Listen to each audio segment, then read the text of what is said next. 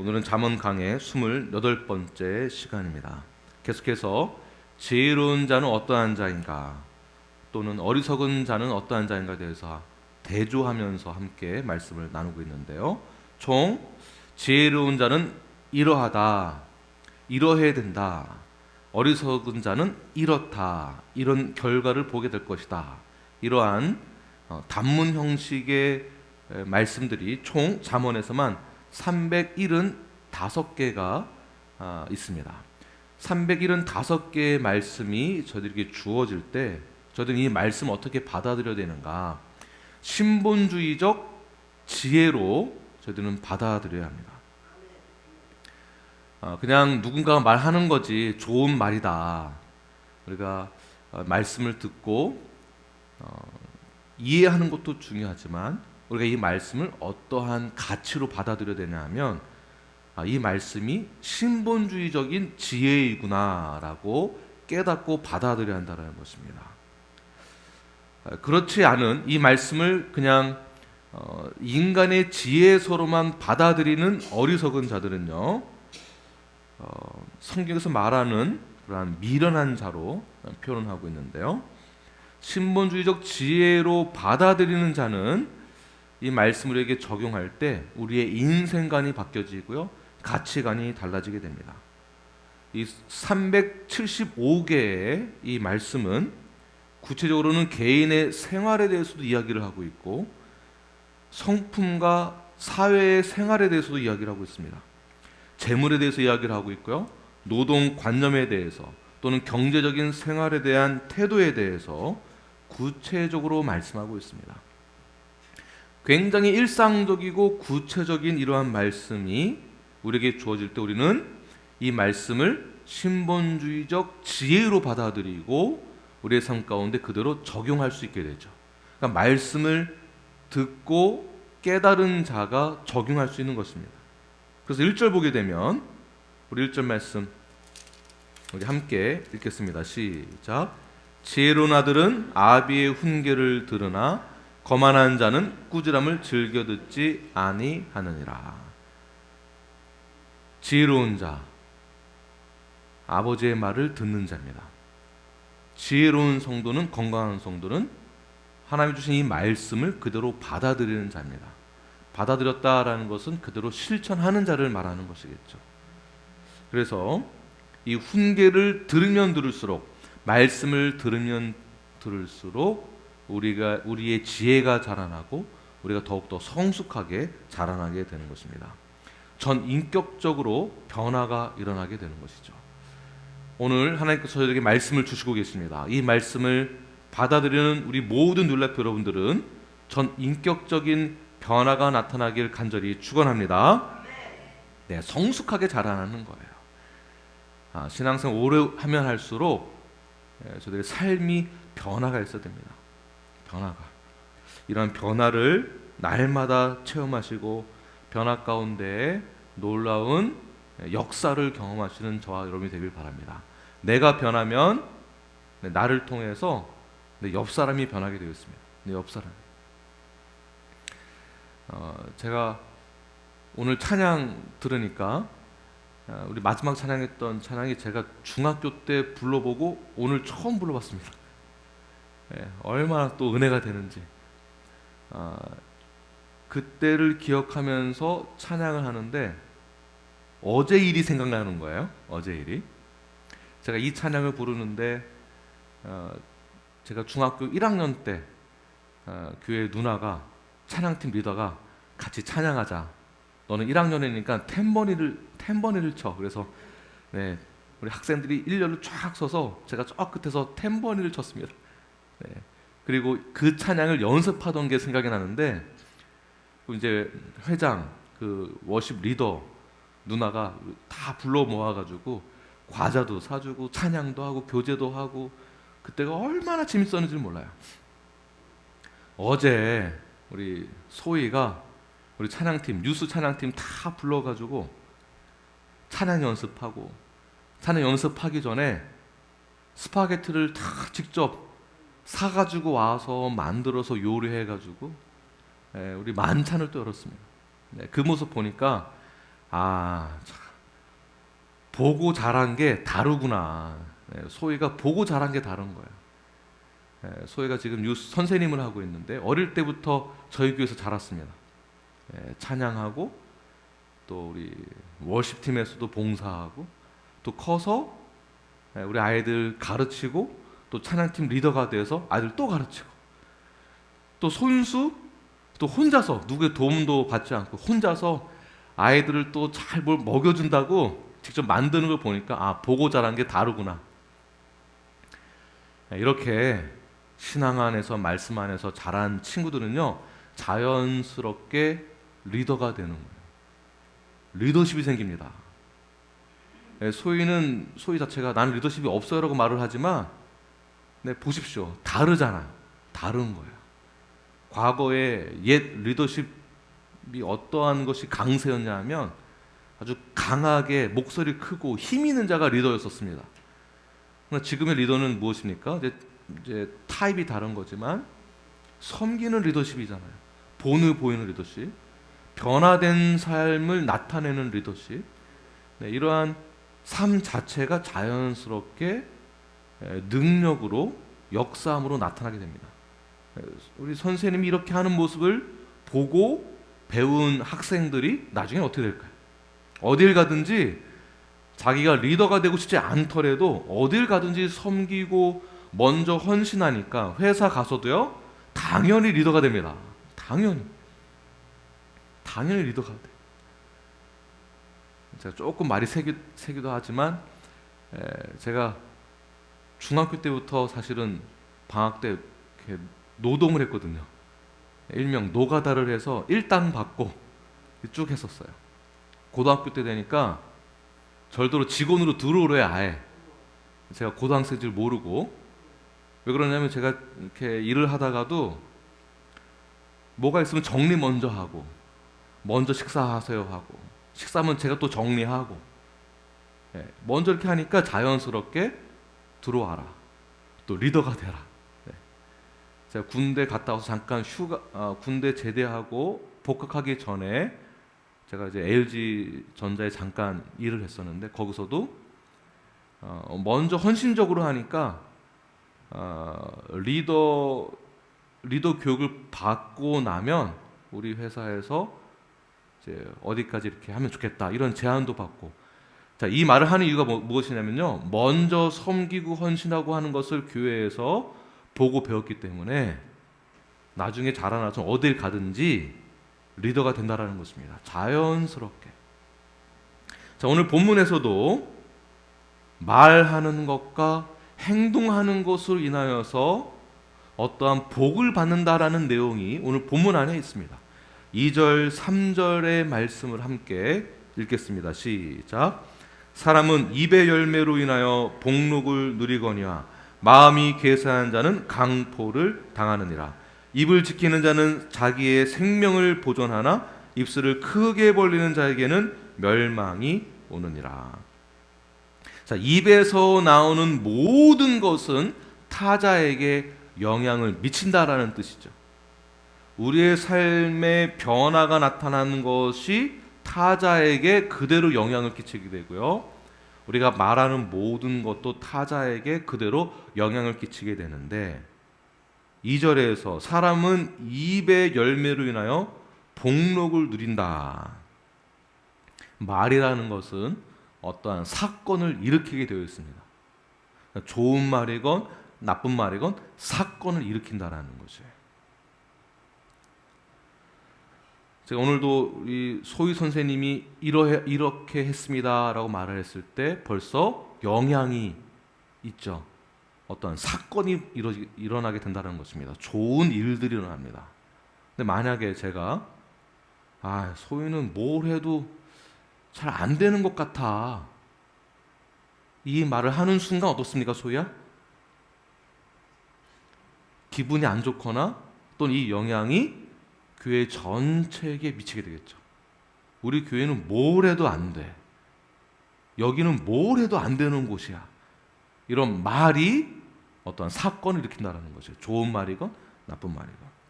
그래서 사람은 입의 열매로 인해 복록을 누린다라는 것은 말하는 모든 것은 이런 뜻이 있습니다. 좋은 열매를 먹는 것과도 같다라는 뜻이에요. 그러니까 말이 그만큼 중요하다는 것입니다. 말하는 모든 것은 좋은 열매를 먹는 것과 같다. 좋은 양식을 먹는 것과 같다. 우리가 좋은 것을 먹어야만 건강해지고 자라나게 됩니다. 안 좋은 것을 먹으면 바로 어떠한 몸에 안 좋은 영향을 미치게 되겠죠. 그러나 의도적으로 나쁜 말을 하고 의도적으로 타자를 향하여서 협박하고자 하는 그런 말을 하는 자는 강포를 당하는 것과 같다라고 말씀하고 있는데요. 강포를 당한다는 것은 환난을 당한다라는 뜻이죠. 환난을 당한다. 말과 행동이 우리의 삶이 그만큼 중요하다는 것입니다. 우리의 삶의 변화된 모습을 통해서 타자에게 영향을 미치게 되고, 우리 말은 분명히 어떠한 사건을 초래하게 되는 것처럼 좋은 말, 그러니까 어떤 말을 하느냐가 굉장히 중요하다는 것이죠. 아무런 생각 없이 말하는 자는 사람을 이간하는 자가 되는 것입니다. 이간하는 자, 아무 생각 없이 말하는 자. 3절에서 입을 크게 벌리는 자는 말하고 있잖아요. 이 말이 아무 말을 막 하는 자를 뜻하는 것입니다. 아무 말이나 막 생각하지 않고 말을 하니까 자신도 모르게 속에 있는 말이 다 나오게 되죠. 자기의 생각을 다 말을 하게 되고, 그것은 솔직한 것이 아니라 의도적으로 이간하는 자의 말과 같다. 그러한 말들은 상처를 남기게 되죠. 다툼을 끌어내게 됩니다. 분명히 말은 사건을 만들기 때문에 결국에는 다른 사람의 비난과 저주의 대상이 됩니다. 자기가 하는 말 때문에 저주의 대상이 되거나 비난의 대상.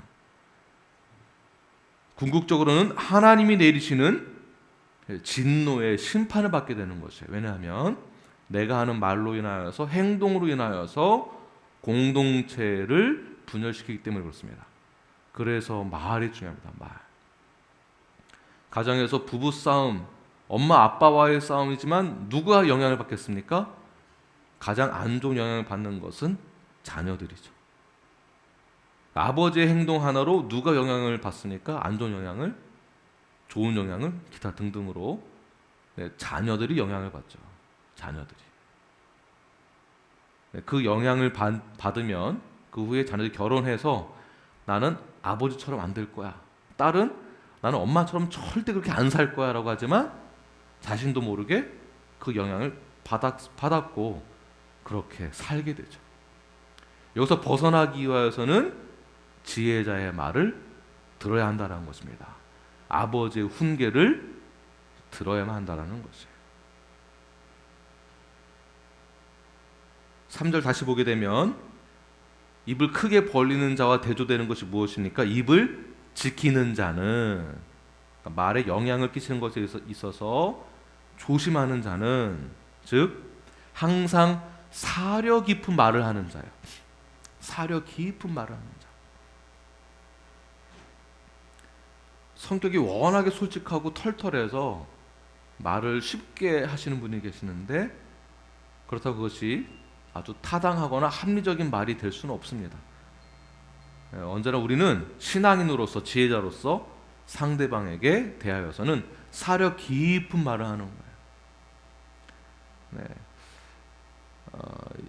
쓴소리로 지적을 할 수도 있지만 사려 깊은 말을 통하여서 하나님이 그에게 지혜를 주시고 또는 성령님이 깨닫게 해주심으로 변화가 일어날 수 있도록 하는 것. 사려 깊은 말을 하면서 위로의 말을 하고 꼭 필요한 말을 하는 것. 꼭 필요한 말.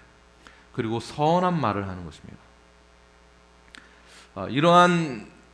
이것이 성경에서 말하는 규칙이에요. 이것을 누가 가장 잘 어기는가? 부부 사이에서 가장 이것을 잘 어깁니다. 너무 친하니까 내가 이렇게 말을 해도 상대방은 상처 안 받을 거야 라고 말을 함부로 하게 되는 것이 부부 사이에서의 사실 문제죠. 오히려 부부 사이에서 말을 더 존귀하게 사려 깊은 말로 배려하는 말을 해야 할 것입니다. 저부터 고치겠습니다. 네, 저부터. 그리고 여러분들도 시작하십시오. 아내를 향하여서 사려 깊은 말, 배려하는 말, 상처 주는 말 하지 마시고 사려 깊은 말. 그 다음에 두 번째는 자녀들에게, 그 다음에 우리 공동체 안에서, 사실은 공동체 안에서 저희들이 일주일에 한 번 만나잖아요. 많으면 두 번, 더 많으면 세 번. 네, 그 안에서 말을 저희들이 잘해야 한다라는 것입니다. 그래야만 우리 형제와 자매를 바른 길로 인도할 수 있는 거예요. 내가 말 하나 때문에 실수가 되어서 바른 길로 인도하고자 하는 말을 전할 때 내가 당신 말은 듣지 않겠습니다. 이러는 순간 공동체가 문제가 생기게 되는 것입니다. 온전한 성화를 공동체가 함께 이루기에 굉장히 힘들게 되는 거예요. 그래서 이웃을 바른 길로 인도하기 위하여서도 우리는 선한 말을 해야 하는 것이며 부드러운 말, 부드러운 말, 말을 부드럽게 하시는 분이 저희 교회에 많이 계시는데 그 중에 한 분이 우리 최 집사님이세요. 굉장히 젠틀하게 또 부드럽게 하시죠. 때로는 세게도 하시지만 대부분 이렇게 부드럽게 잘 하세요. 인격이 이렇게 부드러우세요. 그런 것처럼 우리 옆 사람에게 대할 때 부드럽게, 부드럽게, 그리고 선한 말로, 위로하는 말로 말을 하게 된다면 어떠한 결과를 보게 되는가? 신뢰하는 관계가 형성됩니다. 신뢰하는 관계. 그러니까 무슨 말을 해도 신뢰가 가. 실수를 해도 신뢰가 되는 거야. 저거는 실수한 거야. 괜찮아. 다른 거는 우리가 더 믿고 따라갈 수 있어. 신뢰하는 관계가 되는 거예요. 실수를 실수로 인정하게 되고요. 그래서 우리가 예수를 믿는다로 간다면, 성도다로 간다면 우리의 행동과 변화된 삶과 우리의 언어의 삶이 굉장히 중요하다라는 것입니다. 이러한 삶을 사는 자들은 우리가 뭐라고 표현할 수 있는가? 성경적인 세계관을 가지고 있는 자다라고 보는 것이죠. 성경적으로 우리가 삶을 살아가니까 말을 하고 변화된 삶이 있습니다. 이러한 사람은 오늘 본문에서 말하는 것은 마음이 풍족하다라고 말하고 있습니다. 마음이 풍족한 자예요. 마음이 풍족하면은요, 자존감이 낮지 않죠. 자존감이 높은 거예요. 돈이 있고 없고의 문제가 아닌 거, 뭐 이런 거 전혀 개의치 않습니다. 학력에 대해서 개의치 않습니다. 환경에 대해서 개의치 않습니다. 자존감이 높아요. 건강해요. 생각이 달라요. 발상 자체가 다릅니다. 건강합니다. 그러니까 매사에 활력이 있는 삶을 삽니다. 제가 하겠습니다. 그거 문제되지 않습니다. 우리 할 수 있습니다. 제가 힘이 들지만 그래도 할 수 있습니다. 우리 같이 한번 해보시죠. 매사에 활력이 있어요. 매사에 긍정적이에요. 이런 사람 만나면 어떻습니까? 괜히 힘이 나죠? 힘이 납니다. 삶을 사는 것이 기쁘고 적극적이에요. 긍정적이고. 이러한 사람을 보고 우리는 부지런하다라고 볼 수 있는 거예요. 부지런하다. 그러나 게으른 자들은 어떻습니까? 얻고자 하는 것이 있음에도 불구하고 그것을 얻기 위해 노력하는 것이 아니라 정당한 노력도 하지 않고 거저 얻으려고 하는 사람, 그러한 사람이 내 옆에 있다. 맥이 빠지죠. 같이 살 맛이 안 나요. 맥이 빠져. 그러나 부지런한 자는 자신이 얻고자 하는 것에 대해서는 최선을 다해서 열심히 노력을 합니다. 마침내 소망하는 것을 이루게 되죠.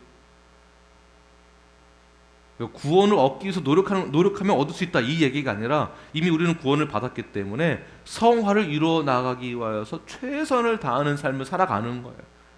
그래야만 우리가 완전한 성화를 이루게 되는 것입니다. 근데 노력도 하지 않고 말씀대로 살려고 하지도 않고 훈계를 들었으나 그냥 지나쳐버리고 귀를 막아버리고 마음의 문을 닫아버리고 노력도 하지 않는다면 글쎄요. 신앙이라고 할 수 있을까요? 우리가 믿는 자라고 말할 수 있을까요? 그러나 부지런한 자, 포지티브 띵킹을 하는 자, 건강한 성도는요, 최선을 다하는 삶을 살기 때문에 그의 삶이 점점 하나님이 주시는 풍족한 삶으로 나아가게 됩니다. 그러니까 신앙생활을 열심히 했더니, 기도를 많이 했더니 갑자기 부자가 됐다, 이 얘기가 아닙니다. 아까 리더도 얘기했지만 자연스럽게 리더가 된다라는 것은 뭔가 학력이 뛰어나서 잘생겨서 부자여서가 리더가 되는 것이 아니라 자연스럽게 섬기고 헌신적이고 선한 말, 긍정적인 삶, 변화된 삶이 있다 보니까 자연스럽게 리더가 되는 거예요. 리더가. 그 소위를 보며 우리 아이들에 대한 열정이 있구나. 아이들을 가르치는 것에 대한 비전을 가지고 있구나. 어저께도 제가 물어봤어요. 소희야, 아이들 가르치는 거 좋니? 했더니 너무 좋아요. 꼬맹이들은 말고요. 그렇게 말을 하지만 소희가요, 키즈 아이들도 너무 잘 가르치고 케어도 너무 잘해요. 미안한 얘기지만 좀 고생스러운데 소희가 이 소희 집안에서도 이모들이 조카들을 다 맡기잖아요. 너무 잘 가르치고 아이들 잘 케어하니까. 그런 것처럼 우리의 삶을 성경대로 살다 보니까 부지런해지고, 성경대로 살다 보니까 조금은 힘들지만 굉장히 재밌어요. 인정받아요. 당연히 하나님이 주시는 복을 누리게 된다라는 것입니다. 이러한 성경적인 삶을 살 때 하나님이 주시는 풍족함을 누리게 되는데요. 본문 7절 말씀을 함께 읽겠습니다. 시작. 스스로 부한 채 하여도 아무것도 없는 자가 있고 스스로 가난한 채 하여도 재물이 많은 자가 있느니라. 아멘이시죠? 외적인 면으로 드러내는 위선적이고 과장된 행동을 하는 사람이 있습니다. 겉으로만 뭐가 있는 척하는 사람, 이걸 뭐라고 합니까? 허세가 많은 사람. 막상 이렇게 보면은 아는 것도 별로 없는 것 같고 가진 것도 없고 잘난 것도 하나도 없어요. 허세가 많은 사람들 보면 자존감이 낮은 사람이에요. 자존감이 높으면은요, 그런 거에 별 이렇게 신경을 안 씁니다. 겉으로 드러나는 것에 대해서. 그러나 겉으로는 수수해 보인다 할지라도 마음은 강직하면서도 겸손한 자. 가진 것은 많은데 드러내지 않으면서도 선한 곳에, 돈을 쓰는 것에 있어서 인색하지 않은 자. 이런 자들의 특징이 무엇이냐 하면 믿음을 가진 자들이다라는 것을 볼 수 있습니다. 믿는 자가 그렇구나. 여러분, 우리 믿는 자가 이뤄야 한다는 것입니다. 돈 많은 척 하느라고 내세울 필요 없습니다. 실제로 우리가 어떠한 삶을 살고 있는가, 그리고 이 말씀 그대로 직접 살아내고 있는 자, 이러한 자가 의인이다라고 볼 수 있습니다. 9절 말씀 함께 읽겠습니다. 시작. 의인의 빛은 환하게 빛나고 악인의 등불은 꺼지느라. 이러한 믿는 자가, 건강한 자가, 의인의 특징은 언제나 환하게 빛난다라는 것이에요. 겉은 수수하게 보이는데 안은 환하게 빛난다라는 것입니다. 그래서 우리 성도들을 보면 이런 분들이 계세요. 외모는 굉장히 출중한데 표정이나 삶은 이렇게 쭉 들어있는 분, 항상 피곤에 쩔어가지고 보기만 하면 어떻습니까? 힘 빠지세요? 힘 빠져요. 근데 겉은 외모가 출중하지는 않아. 감자 같아. 그런데 활기가 있어요. 열정적이에요. 말에 힘이 있어요. 변화된 삶이 있어요.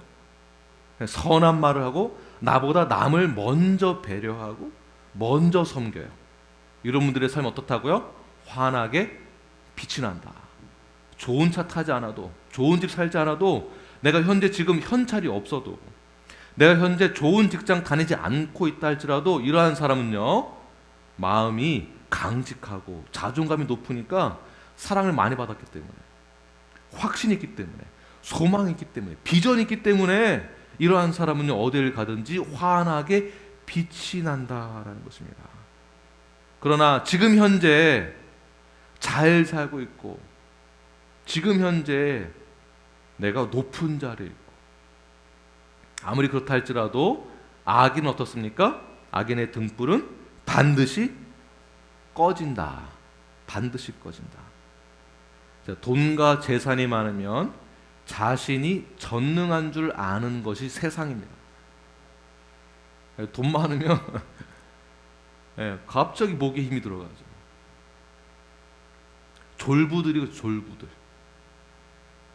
어떤 분들은 권력이 생기면 그 권력이요, 뭐 세상 권력, 높은 권력이 아니더라도 동네 반장만 해도, 동산 팀장만 해도 갑자기 바뀌는 분이 계세요.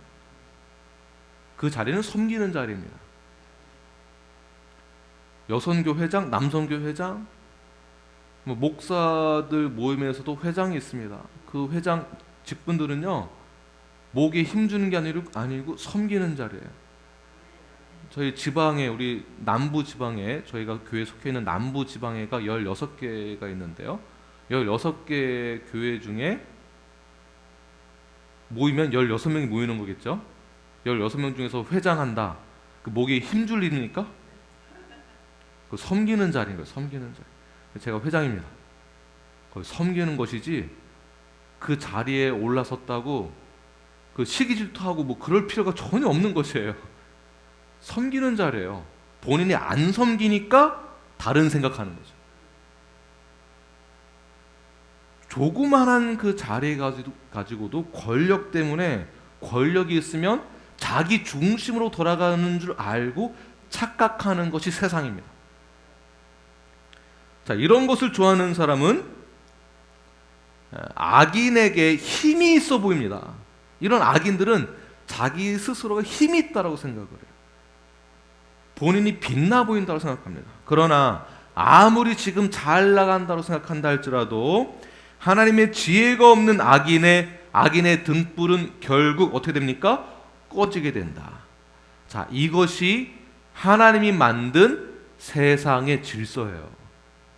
반드시 그 등불은 꺼집니다. 이것은 하나님이 만든 세상의 질서다. 반드시 꺼지는 거죠. 그러나 의인의 등불은 어떻습니까? 지금 별것 아닌 것 같아 보여도 그 빛은 살아있는 거예요.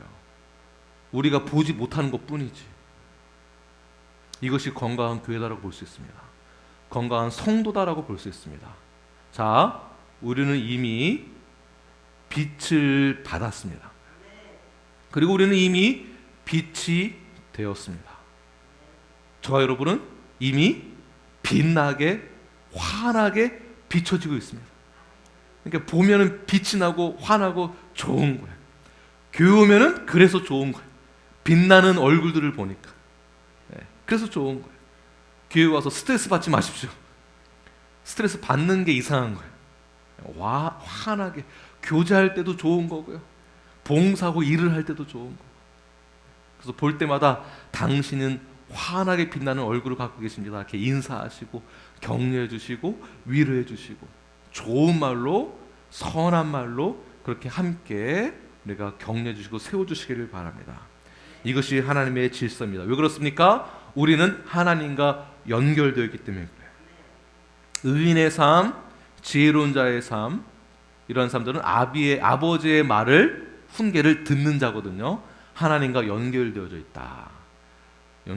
제자 훈련 받을 때 연결되어져 있다라는 것을 우리는 뭐라고 표현했냐면, 하나님의 속성이 우리에게 반영되어서 나타난다라고 이야기를 하고 있고, 어저께 제자훈련에서는 뭐라고 배웠습니까? 하나님과 동행하는 자다.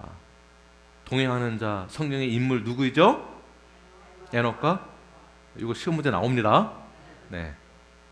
그래서 우리가 낮은 자리에서도 비록 돈이 없는 것 같아도, 비록 지금은 고생하는 것 같아도 우리는 이미 환하게 빛나 있다. 네, 우리 교회가 구석에 있고 우리 교회가 안 보이는 곳에 있다 할지라도 우리는 이미 환하게 빛나고 있는 건강한 교회다. 네, 우리가 이렇게 믿고 선포해야 됩니다. 우리 교회는 가능성이 없다 이러시면 안 돼요. 우리 교회는 빛나는 교회이다. 하나님이 이미 우리 교회를 세우셨고 우리를 예정하셨고 우리의 하나님의 모든 구원 계획 가운데 우리 교회를 그 섭리 가운데 우리를 집어넣으셨고 선택하셨고 우리는 이미 빛나는 존재들이다. 이렇게 선포하며 위대한 비전과 꿈을 가지고 나아가시는 저와 여러분이 되길 간절히 축원합니다.